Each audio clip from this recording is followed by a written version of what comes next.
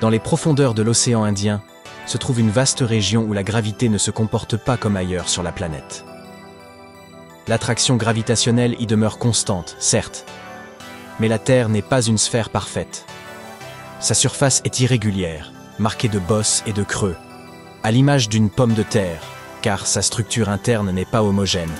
Certaines zones sont plus denses que d'autres. Imaginez que l'on puisse verser de l'eau sur la surface terrestre. La forme prise par le liquide correspondrait à ce que l'on appelle un géoïde. Cette forme particulière résulte des variations de composition au sein même de notre planète. C'est pourquoi la gravité n'est pas uniforme partout. Et dans les abysses de l'océan Indien, elle se révèle plus faible qu'à l'accoutumée. Cette anomalie constitue ce que les scientifiques qualifient de vastes trous gravitationnels, s'étendant sur plus de 3 millions de kilomètres carrés. Elle correspond à une dépression monumentale où le plancher océanique s'enfonce profondément. Pour élucider ce phénomène, les chercheurs ont eu recours à des navires spécialisés et à des satellites. Ils ont constaté que le niveau de la mer, près de l'Inde, était anormalement bas, à cause de cette zone de gravité atténuée. À ce jour, l'origine exacte de l'anomalie demeure incertaine. Toutefois, 2 scientifiques indiens ont observé que les études se concentraient exclusivement sur l'état actuel de la région et ont donc choisi d'en explorer le passé. Grâce à des modèles numériques d'une Terre virtuelle, ils ont élaboré une hypothèse selon laquelle l'origine du phénomène se situerait à plus de 1000 km sous la surface. Il y a environ 30 millions d'années, un ancien océan se serait enfoncé à cet endroit, entraînant le déplacement de roches en fusion. Ce brassage pourrait avoir amoindri la gravité dans cette zone. L'idée est captivante, bien qu'elle ne constitue pas encore une réponse définitive.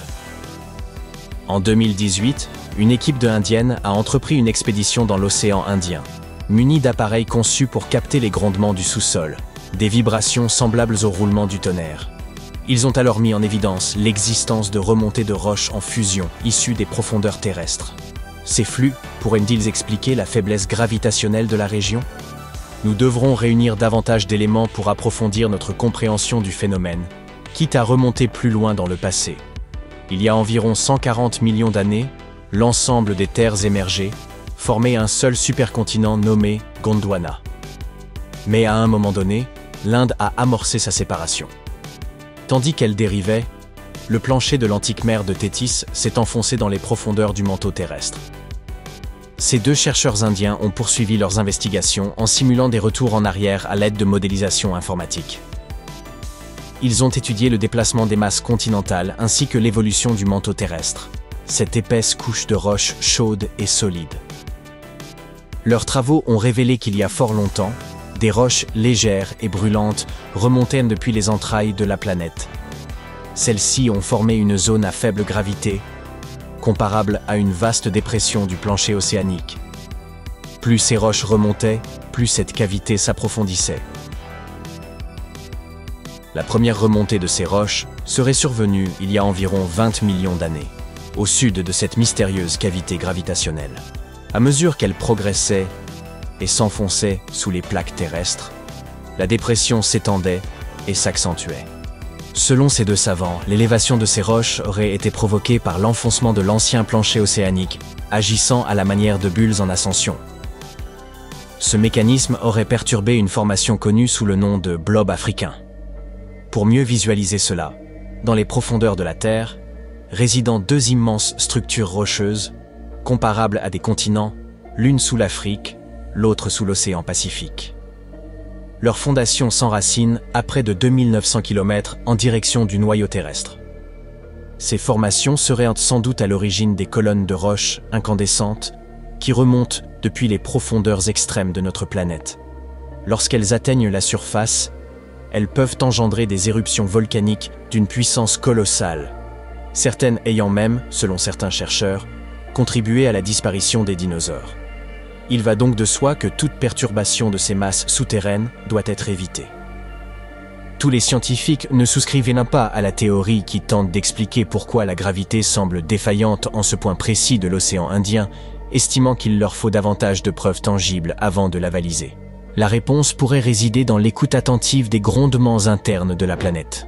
Et nul ne saurait dire si cette anomalie demeurera indéfiniment en cet endroit ou finira par se déplacer. Tout dépendra des futurs mouvements de masse à l'intérieur de la Terre et observer des transformations significatives pourrait exiger une patience s'étalant sur des centaines de millions d'années.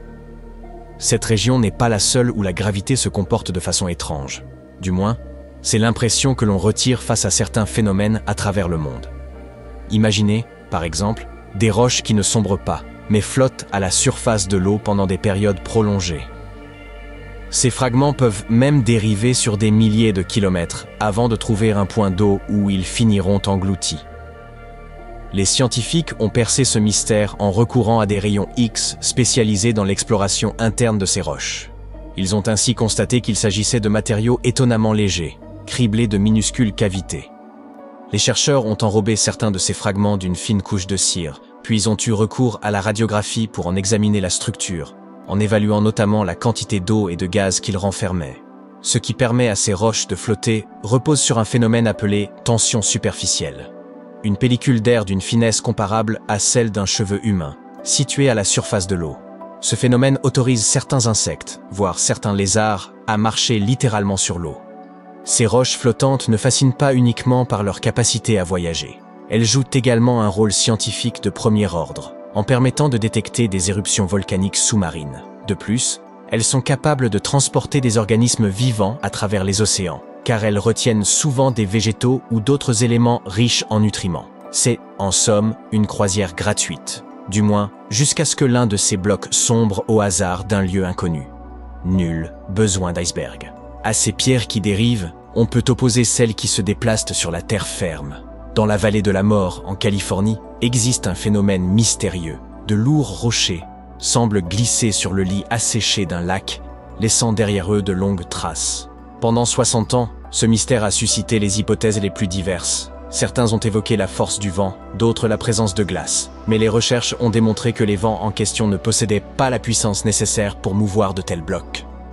Bien que l'accès fût difficile, des caméras furent installées sur des falaises proches des rochers. Pendant 3 hivers d'affilée, elles enregistrèrent les données sur le vent, la pluie et la température. Les chercheurs soupçonnaient que la glace soulève les pierres, permettant ensuite au vent de les déplacer.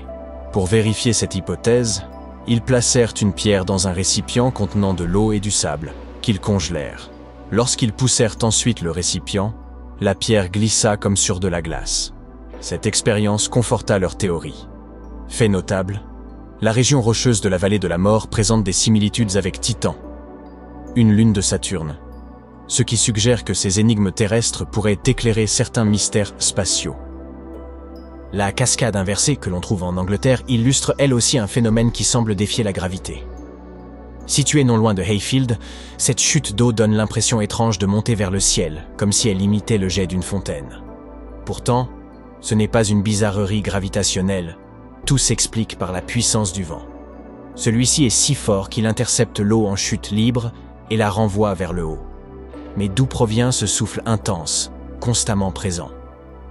Un effet comparable peut être observé au barrage Hoover, dans le Nevada. Si vous grimpez au sommet, haut de 220 mètres, et que vous tentez d'y verser de l'eau, elle ne s'écoulera pas comme prévu. Elle sera repoussée vers le haut. Il en va de même si vous laissez tomber un objet léger qui remontera aussitôt. Ce phénomène surprenant s'explique là aussi par un courant d'air très puissant qui balaie la structure de bas en haut. Ces bizarreries donnent l'impression que la gravité nous joue des tours, mais derrière chacune d'elles se cache une explication logique. Espérons qu'un jour, nous en trouverons une au mystérieux trou de gravité de l'océan Indien.